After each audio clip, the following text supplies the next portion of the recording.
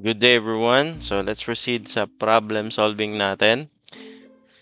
In continuation from the previous video, yung mga chart datum, height datum. So here's the problem. Your vessel is proceeding to port of Katana. The vessel detail as follow. Your draft is 6 meters.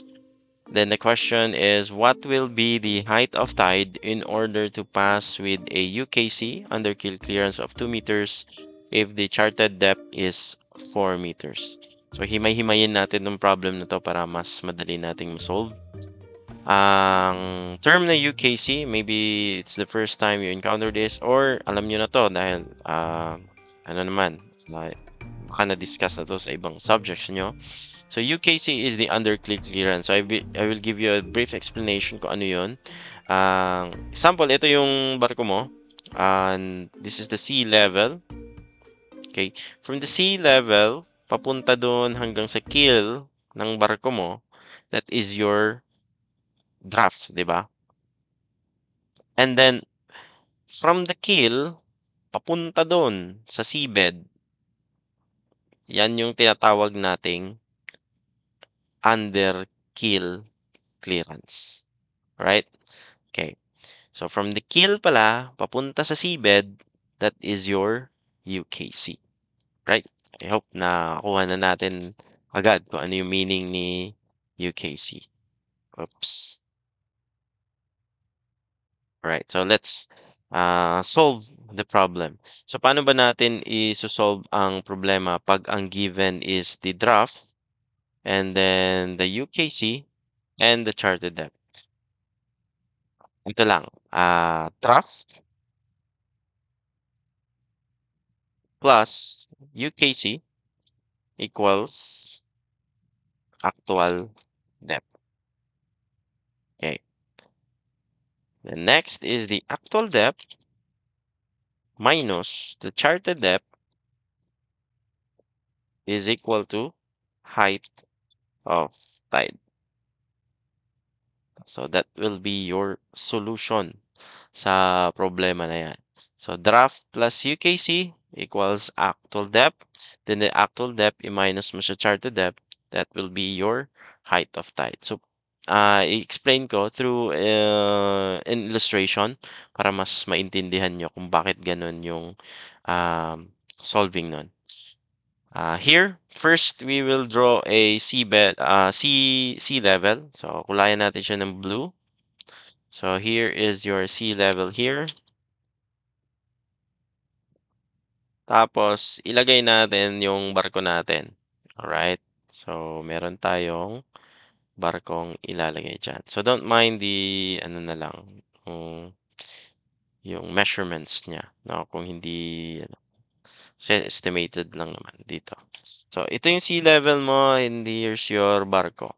So ang alam natin is the draft. So ipa-plot muna natin si draft. So draft is 6 meters. So saan ba tayo magsusukat ng 6 meters? So from your sea level papunta sa so draft is the sea level papunta sa keel. Diba? That is your draft. Alright. So that is your draft. Which is equal to 6 meters.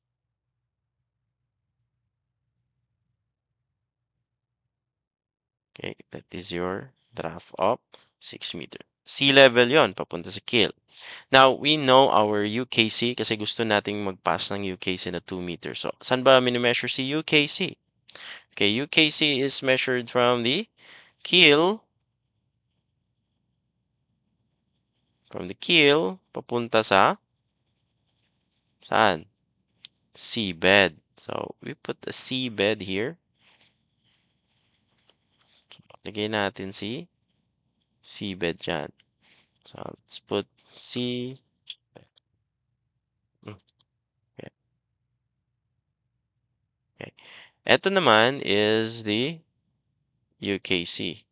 So, UKC of 2 meters. Okay. So, ano yung papansin natin dito? Okay. So makikita natin from sea level papuntang seabed, anong tawag doon? That is your actual depth. Diba?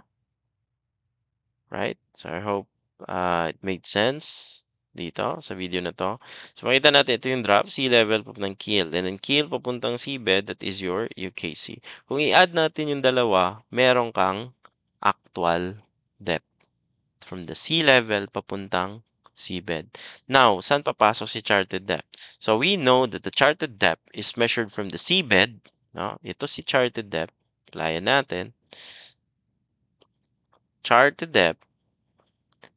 Yung 4 meters na yan, alam natin saan galing yan. From the seabed yan, papuntang chart datum. Alright? So, chart datum. Kasi, yun yung charted depth mo eh. So, sa chart datum, lagay natin dyan.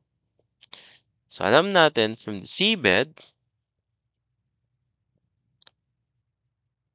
up to the chart datum, yan yung magiging height nun. That is your 4 meters. So, that is the charted depth. 4 meters. Right? So, meron ka ng chart datum dito. Lagyan natin ng linya dyan. That is your chart datum. Okay. Height of tide. Ano ba yung height of tide? So, height of tide is measured from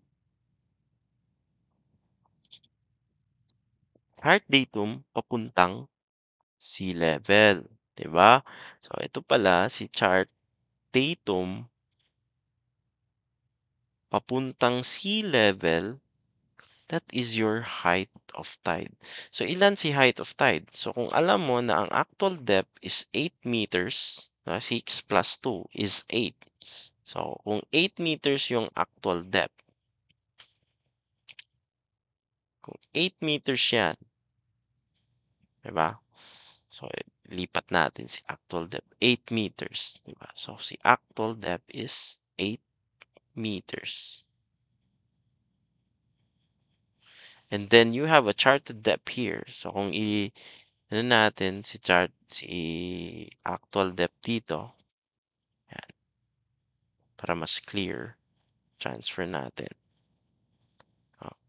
Kung si actual depth is 8 meters, yan. Si actual depth is 8 meters and charted depth is 4 meters. Ilan kaya tong height of tide na to?